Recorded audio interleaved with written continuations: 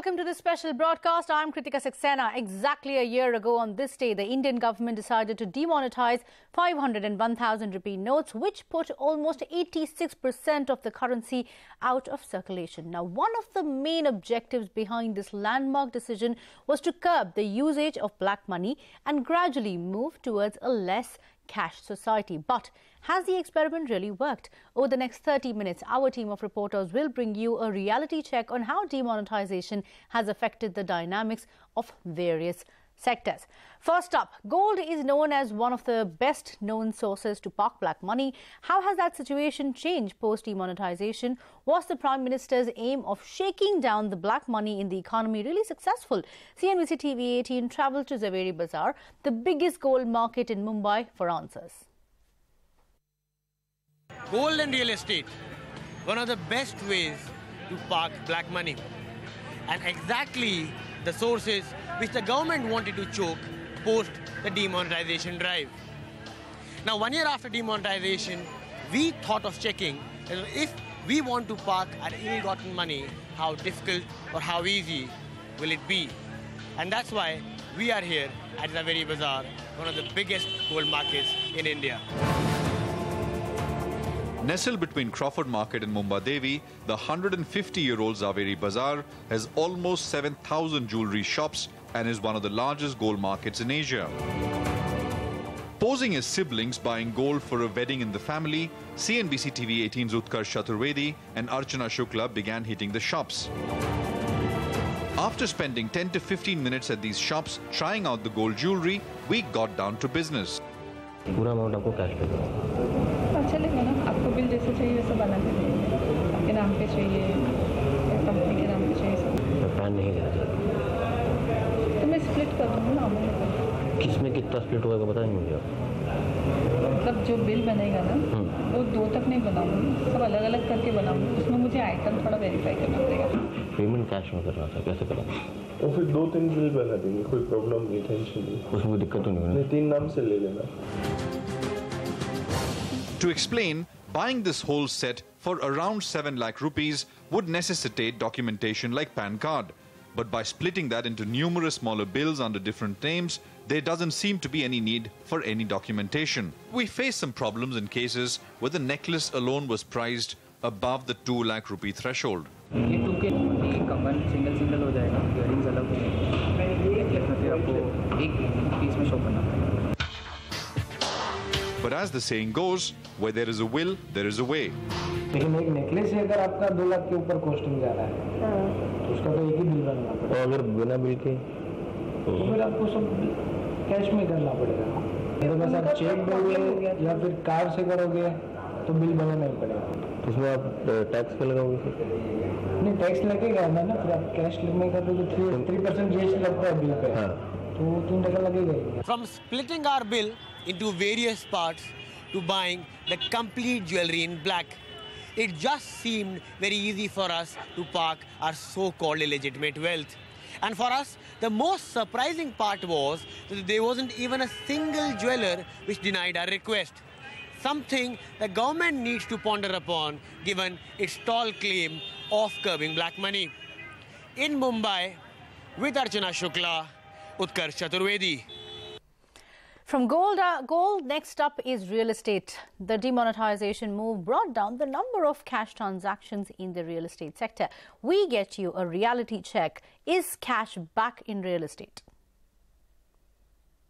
The real estate sector is often seen in questionable dealings that involve black money.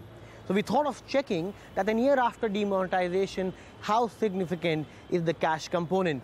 Me with my colleague Yash Jain ventured out to buy a property in Mumbai and insisting on a transaction which is high on cash. आपको bill जैसे चाहिए वैसे बना के देंगे। After our investigation in the gold market, real estate was the next choice for testing the cash component in the market.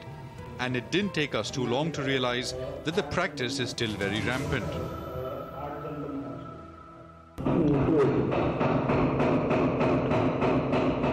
और extra parking का आप बोलो 10 लाख लगेगा। और 280 में से कॉन्ट्रैक्ट एग्रीमेंट का कितना है?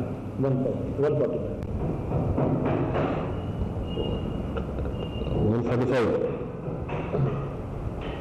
बाकी जो नेगोशिएशन होगा वो अपना कैश में हाँ मतलब जो उसके ऊपर होगा बात मतलब ये तो फिक्स ही रहेगा 145 तो फिक्स रहेगा तो फिक्स रहेगा बाकी का जो नेगोशिएशन कैश के ऊपर होगा आप कितने दिन में देते क्या देगा दूसरे जो अमाउंट से देता है वो फिर कैश में.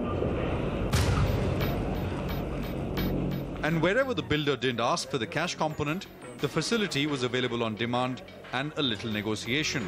Because I'm sure it's going to be a majority of. Of course, I understand. But yes, of course, there's a certain limitation to that depending on the ready reckoner rate that we go for. Okay. And as I said, we'll definitely discuss about it once you have a look at the flat first. What exactly is this ready reckoner rate? It's the minimum value of the property in an area, decided by the government. Say you want to buy a house that's valued at 10 lakh rupees and the ready reckoner rate of that house is 8 lakh rupees. You would have to pay registration charges and stamp duty on 10 lakh rupees since that's the higher value between the two. To bend this law, builders sometimes ask customers to pay the ready reckoner rate through check and the rest of the amount in cash. So the taxes are paid only on 8 lakh rupees, where the builder pockets the extra 2 lakh rupees tax-free.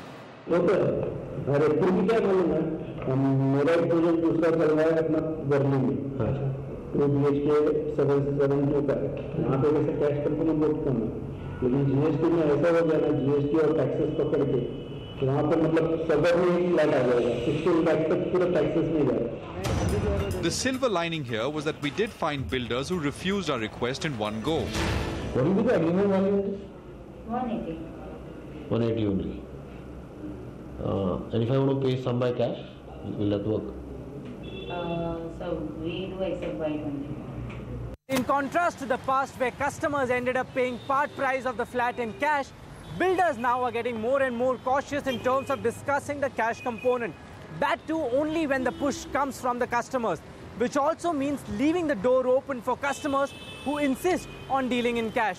In Mumbai with Utkarsh Chaturvedi, Yash Jain.